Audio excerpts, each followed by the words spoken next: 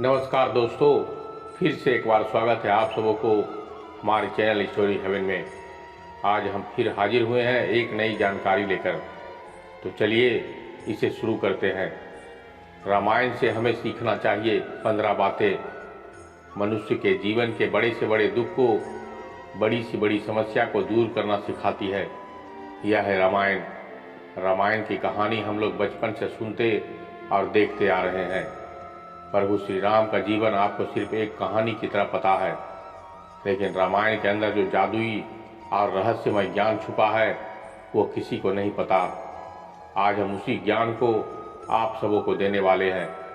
बस इस ज्ञान को समझने के लिए आप सबों को इस वीडियो को अंत तक ध्यानपूर्वक सुनना पड़ेगा। और आप अगर मेरे चैनल पर नए हैं तो मेरे चैनल स्टोरी हेवन को सब्सक्राइब कर लीजिएगा, बेल नोटिफिकेशन को ऑन कर लीजिएगा, ताकि हम जो भी ज्ञानवर्धक वीडियो लेकर आते हैं उसका लाभ आपको निरंतर मिलता रहे। तो चलिए बिना देर के इस वीडियो को शुरू करते हैं। दोस्तों, ये बात तो पक्की है कि जो रामायण के इस ज्ञान को समझ जाएगा, दुनिया की कोई समस्या, कोई दुख उसके जीवन में टिक नहीं पाएगा। रामायण का एक एक सदस्य कमाल का है। प्रभु श्री राम का, भरत का, लक्ष्मण का, यहाँ तक कि सीता माता का। रामायण का एक एक सदस्य हमें कुछ सिखाता है।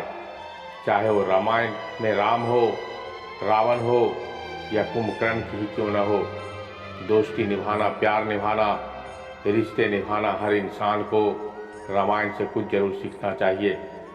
जिंदगी में अगर कोई दुख आए या उससे कैसे लड़ना चाहिए, रामायण हमें सब कुछ सिखाती है।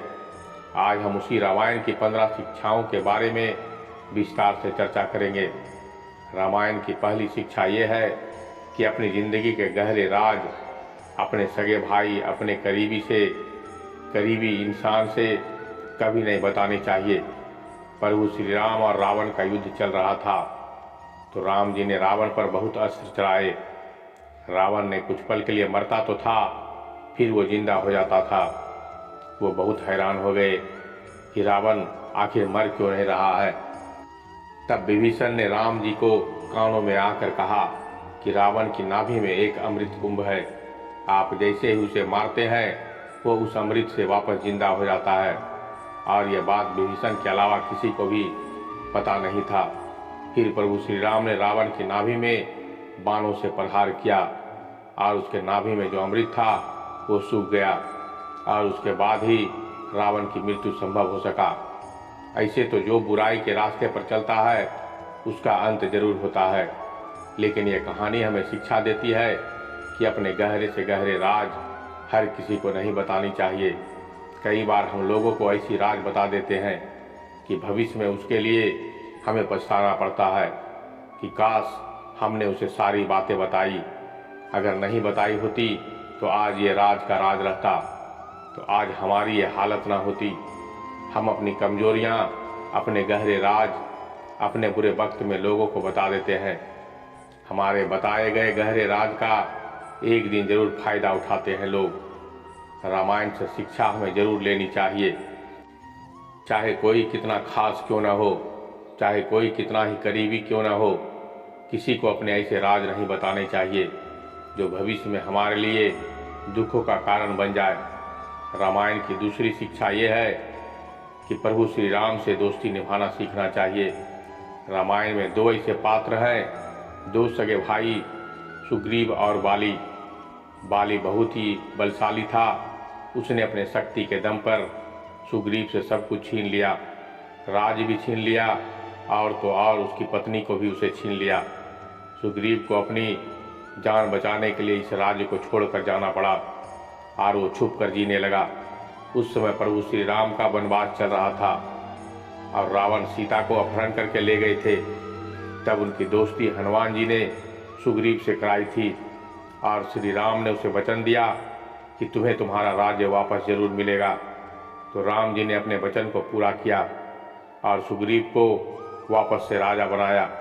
तो उसने राम जी से सवाल किया कि मैं तो इतना कमज़ोर हूँ और बलशाली इतना बाली है, इतना शक्तिशाली है।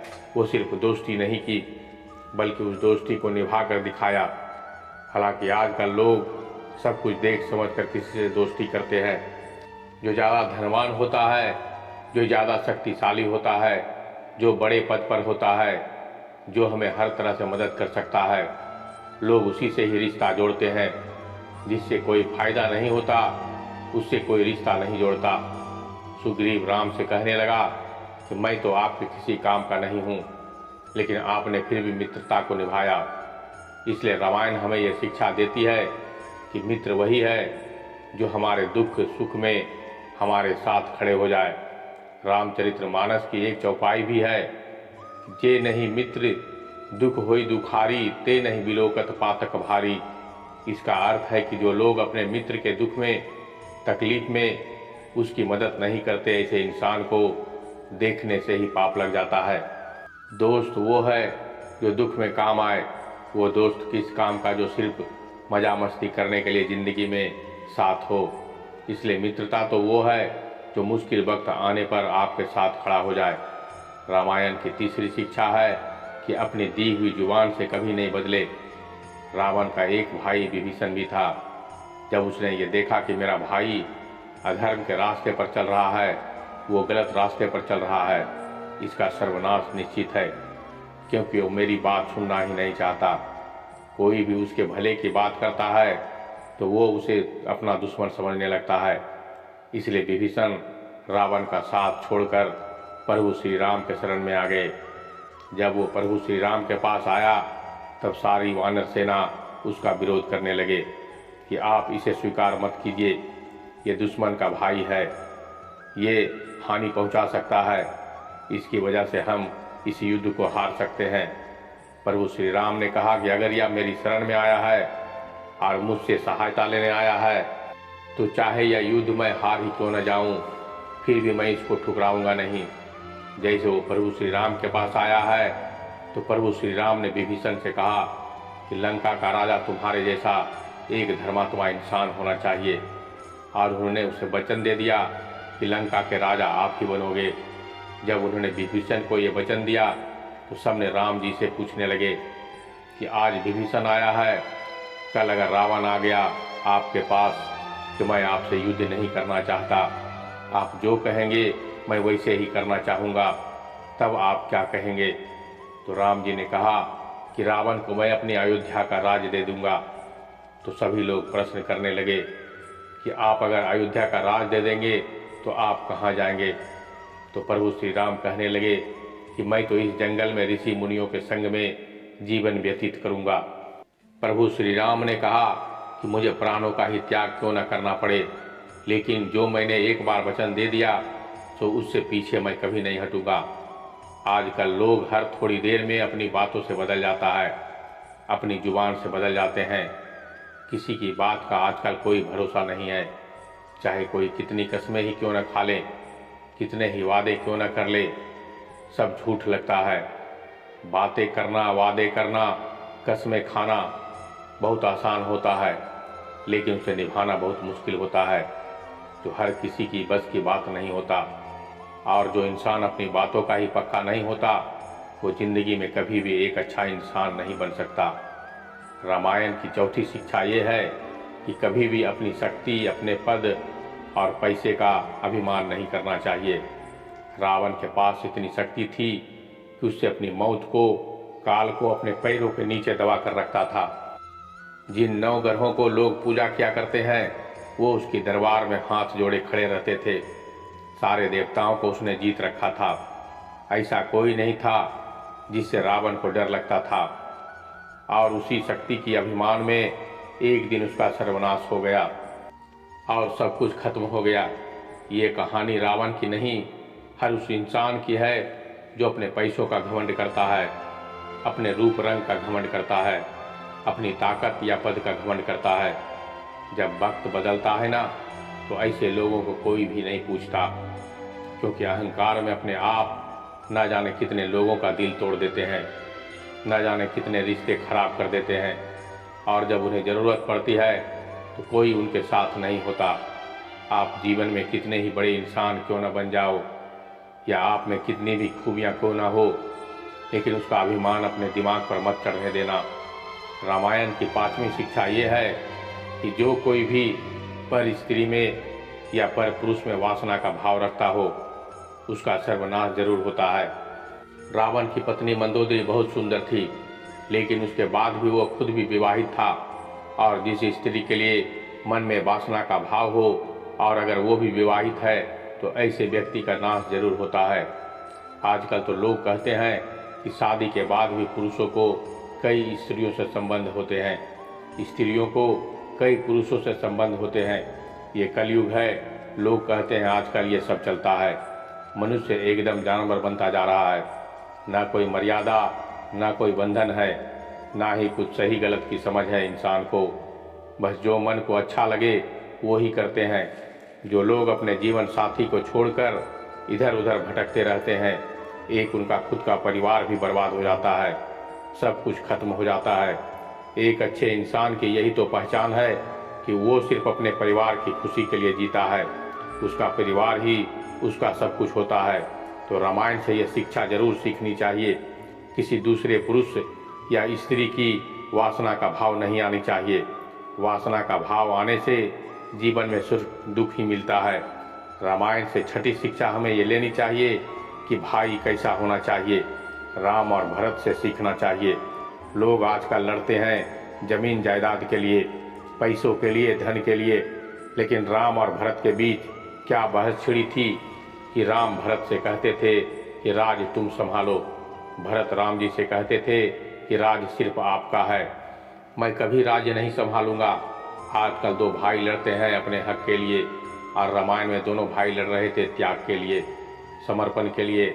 आजकल ऐसा जमाना ही नहीं रहा। मैं मानता हूँ कि आजकल वैसा जमाना ही नहीं रहा, पर क्यों छोटी छोटी चीज़ों के लिए लोग अपने रिश्ते को ही तोड़ देते हैं, अपने रिश्तों में जहर भर देते हैं, एक दूसरे के दुश्मन बन जाते हैं।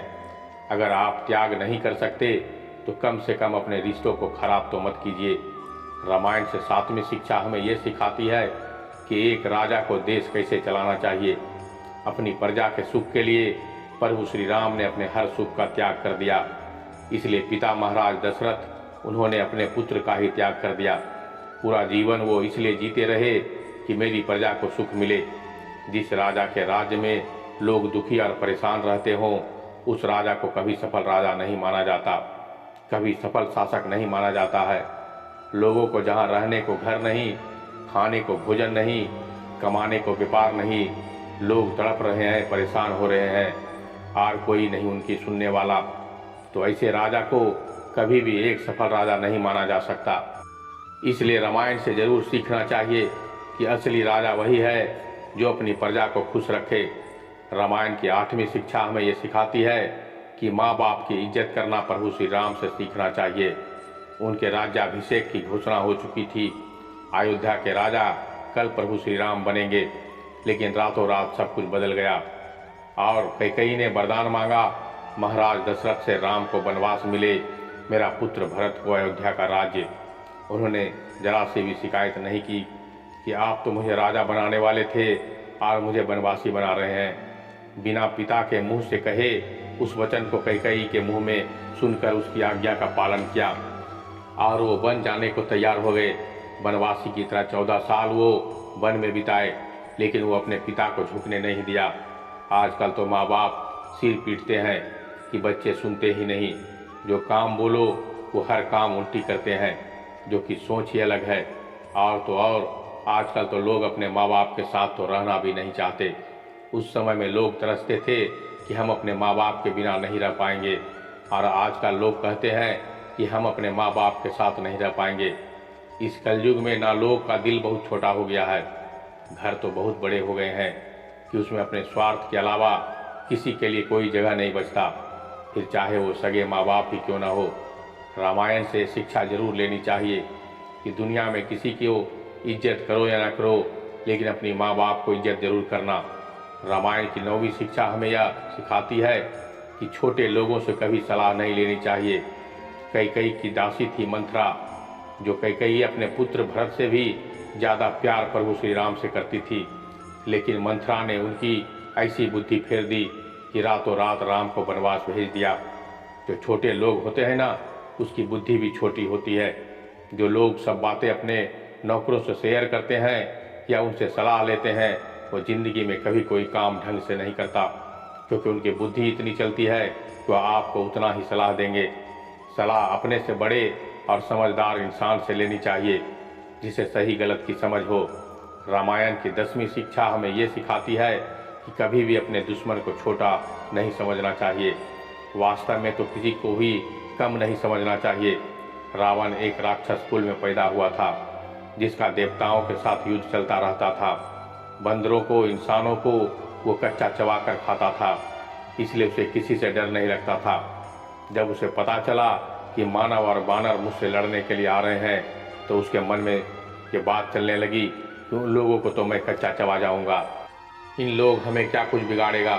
लेकिन जब प्रभु श्री राम से उसका सामना हुआ तो उसे समझ में आया कि उनसे लड़ना मेरी बस की बात नहीं है। जिसके शरीर में छोटी सी बीमारी आती है, हमको लगता है कि कोई बड़ी बात नहीं है, सब ठीक हो जाएगा। लेकिन जब हम उस पर ध्यान नहीं देते तो एक दिन वो बड़ी बीमारी हो जाता है। छोटा सा कर्ज जिंदगी में एक दिन बहुत बड़ा मर्ज बन जाता है। छोटी छोटी बातें भी जिंदगी में बहुत परेशान करती है। आपको कभी भी उनको हल्के में नहीं लेना चाहिए, बल्कि समय से पहले खुद को सावधान कर देना चाहिए। राम की 11वीं शिक्षा हमें ये सिखाती है कि पति पत्नी एक दूसरे की इज्जत करनी चाहिए। चाहे दुख हो सुख हो, एक दूसरे का साथ कभी नहीं छोड़ना चाहिए। जब प्रभु श्री राम को वनवास मिला तो माता कौशल्या ने सीता माता से बोली कि तुम अपने माता पिता के पास चली जाओ और सुख से रहो। पर माता सीता ने कही कि जहाँ मेरा पति रहेंगे, मेरा सारा सुख वहीं है, चाहे वो जंगल में क्यों न रहे। आजकल तो लोग पैसा देखकर ही रिश्ता जोड़ते हैं। पैसा नहीं है, नौकरी नहीं है, तो ऐसे इंसान से कोई रिश्ता नहीं जोड़ता, फिर उसका चरित्र चाहे जैसा भी हो। लड़के वाले को लड़की सुंदर चाहिए, लड़की वालों को लड़का पैसे वाले चाहिए, बाकी और कोई चीज़ मायने नहीं रखती। अगर इन चीज़ों के लिए किसी के रंग पे, किसी के पैसे और नौकरी पर रिश्ता कहते हैं, तो रिश्ते में आप क्या सुख की उम्मीद रखते हैं। जिसकी नींव ही गलत हो, जिसकी सोच ही गलत हो, ये रंग भी नहीं रहेगा और एक दिन दुनिया का वैभव भी नहीं रहेगा, तो फिर वो रिश्ता कहाँ टिक पाएगा। जीवन साथी तो ऐसा होना चाहिए, चाहे सब कुछ हाथ से चला जाए, चाहे कितना ही बुरा वक्त क्यों ना आ जाए, लेकिन आपका जीवन साथी आपका हाथ पकड़कर थामे खड़ा हो जाए। तो रिश्ते किसी रूप में और पैसे को देखकर नहीं जोड़ना चाहिए, बल्कि ये देखकर जोड़ना चाहिए वो सुख और दुख में कितना साथ दे पाएंगे। रामायण की 12वीं शिक्षा हमें यह सिखाती है कि जो सच में हमारा भला चाहता है, उसकी सलाह जरूर मानना चाहिए। रावण की पत्नी मंदोदरी बार बार रावण को शिक्षा देती थी कि जाओ सीता को वापस लौटाओ और राम जी से माफ़ी मांग लो। विभीषण भी बार बार रावण को गुस्सा देता था कि आपने ऐसा करके बहुत गलत किया है, सीता जी को वापस लौटा दो, लेकिन वो उसे रावण को दुश्मन लगने लगा। ये लोग डरपोक हैं, मुझे भी डराना सिखाते हैं और उसे मेरी शक्ति के बारे में नहीं पता। मैं जो चाहूँ वो कर सकता हूँ। जब इंसान अपने अंदर अहंकार में डूबा रहता है ना, तो उसकी भलाई के लिए सलाह देने वाला भी उसे दुश्मन की तरह लगने लगता है। एक घमंडी इंसान को आप सच्ची बात भी कहोगे तो उसको बुरा ही होगा, उसे बुरा ही लगेगा। उसे उसकी भलाई के लिए कुछ भी कहोगे तो उसे वह सुनकर कभी खुश नहीं होगा, कभी समझेगा ही नहीं, बल्कि वो आपको ही गलत समझेगा। इसलिए रामायण हमें ये शिक्षा देती है कि जो हमारा भला चाहता है, उनकी बात हमें हमेशा माननी चाहिए। उनकी बातें कड़वी ही क्यों न लगे, लेकिन उनकी बात जरूर सुननी चाहिए। रामायण की 13वीं शिक्षा हमें ये सिखाती है कि ज़िंदगी में चाहे कितना भी बुरा वक्त क्यों ना आ जाए, लेकिन उससे कभी घबराना नहीं चाहिए। प्रभु श्री राम अयोध्या के राजा बनने वाले थे, रातों रात वनवास जाना पड़ा। कभी किसी तांत्रिक या ज्योतिष के पास नहीं गए कि ये क्या हो गया, मैं राजा बनने वाला था और वनवासी बन गया, सब कुछ छीन गया, पत्नी का भी अपहरण हो गया। लेकिन उन्होंने हिम्मत नहीं हारी और अपनी पत्नी को भी वापस लेकर आए, अपने राज्य को भी हासिल किया। लोगों के ज़िंदगी में थोड़ा दुख आ जाए तो लोग टूट जाते हैं, ज्योतिषियों के पास लोग पहुंच जाते हैं कि मेरी किस्मत ही खराब है, बताओ मेरे ग्रह कैसे चल रहे हैं, लोगों से सलाह लेने लग जाते हैं कि मुझे क्या करना चाहिए, मुझे कोई रास्ता ही समझ नहीं आ रहा। जब भी ज़िंदगी में ऐसा वक्त आए ना, तो उस समय सबसे ज़्यादा सिर्फ और सिर्फ आपकी हिम्मत ही काम आएगी। जिस इंसान के अंदर हिम्मत है ना, वो अपनी हर दुख को सुख में बदल सकता है। रामायण की 14वीं शिक्षा हमें ये सिखाती है कि समर्पण करना और साथ निभाना हनुमान जी से सीखना चाहिए। हनुमान जी ने प्रभु श्री राम का जो भी काम हाथ में लिया उसे वो पूरा करके दिखाया, फिर चाहे वो कितना भी मुश्किल क्यों न हो, उसके लिए अपने प्राणों की भी बाजी क्यों न लगानी पड़े। लेकिन प्रभु श्री राम का साथ उन्होंने कभी नहीं छोड़ा। वो अकेले ही रावण की लंका में प्रवेश कर गया, सारे राक्षसों से भिड़ गया, लेकिन प्रभु श्री राम का साथ उन्होंने कभी नहीं छोड़ा। रामायण की 15वीं शिक्षा हमें ये सिखाती है कि चाहे आप जीत दुनिया से क्यों न लो, अगर आपने अपने मन को नहीं जीता तो आप कुछ नहीं जीता। रावण ने देवताओं को जीत लिया, विश्व के शक्तिशाली से शक्तिशाली लोगों को जीत लिया, लेकिन अपने मन को नहीं जीत पाया। जिस इंसान ने अपने मन को नहीं जीत पाया, वो समझ लेना वो अपने जीवन में कुछ नहीं जीत पाया, क्योंकि मन के आगे हारा हुआ इंसान कभी भी खुश नहीं रह सकता। उसका मन परेशान करता ही रहेगा, चाहे उससे सारी दुनिया की दौलत ही क्यों ना मिल जाए। लेकिन अगर मन आपका अपने बस में नहीं है तो आप कभी भी खुश नहीं रह सकते। जो भी व्यक्ति रामायण की 15 शिक्षाओं को रोज़ सुनेगा, अपनी ज़िंदगी में उतारेगा, वो जीवन के हर बड़े से बड़े दुख से, बड़ी सी बड़ी समस्या से आसानी से टाल लेगा। तो दोस्तों, ये छोटा सा वीडियो आपको कैसा लगा? हमें उम्मीद है कि रामायण की ये 15 शिक्षाएं आपको जीवन में काम आएंगे। अगर अच्छी लगी हो तो इस वीडियो को लाइक कर दीजिएगा और कमेंट में जय श्री राम जरूर लिखिएगा। तो मिलते हैं कल संध्या एक और ज्ञान भरी बातों के साथ। तब तक के लिए धन्यवाद, नमस्कार।